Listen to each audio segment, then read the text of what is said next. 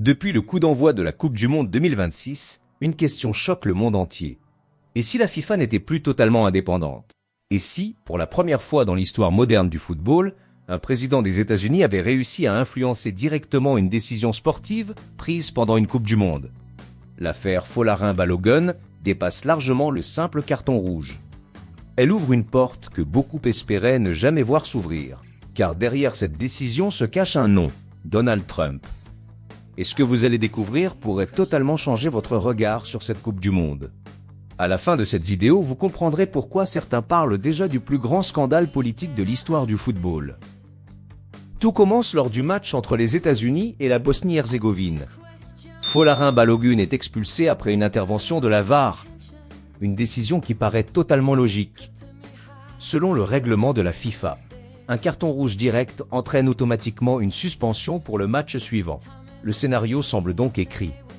Les États-Unis devront affronter la Belgique sans leur meilleur buteur.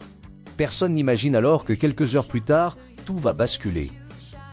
C'est précisément à ce moment qu'un élément totalement inattendu entre en scène. Non pas un arbitre, non pas un dirigeant de la FIFA, mais le président des États-Unis. Et c'est là que l'histoire devient incroyable.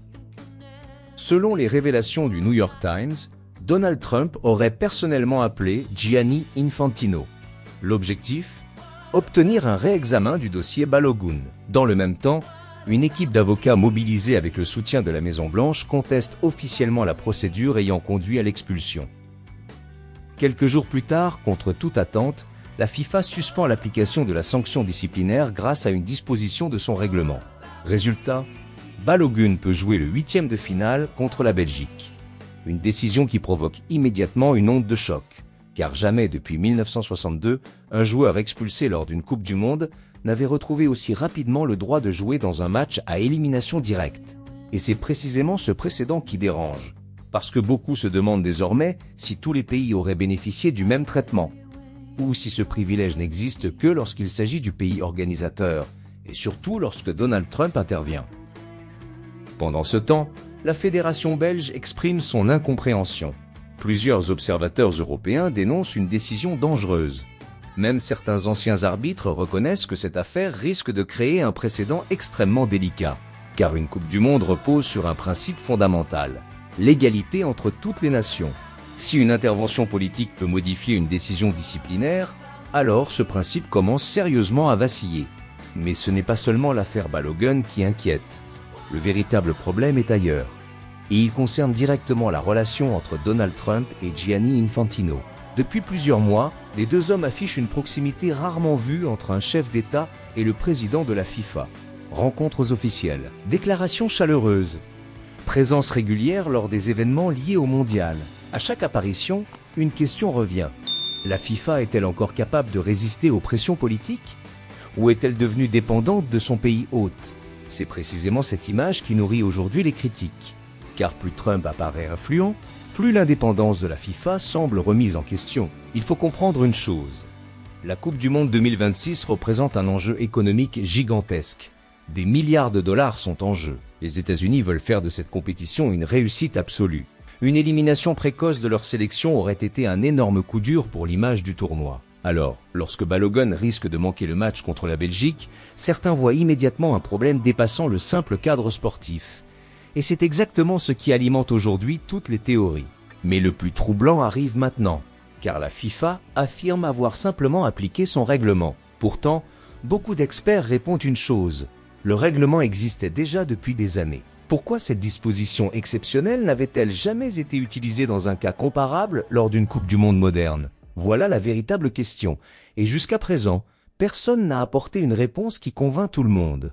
Si vous aimez les enquêtes qui dévoilent les coulisses du football mondial, pensez à vous abonner maintenant car les prochaines semaines risquent d'apporter encore de nouvelles révélations. Sur les réseaux sociaux, le débat explose.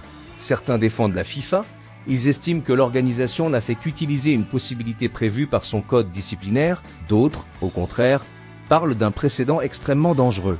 Selon eux, même si la procédure est légale, le contexte politique suffit à fragiliser la crédibilité de la décision. Et c'est souvent cela qui compte dans le sport de haut niveau. Non seulement être impartial, mais aussi donner l'impression de l'être. Lorsque cette confiance disparaît, c'est toute la compétition qui en souffre. Au fond, Cette affaire dépasse largement Balogun. Elle dépasse même Donald Trump. Elle pose une question fondamentale.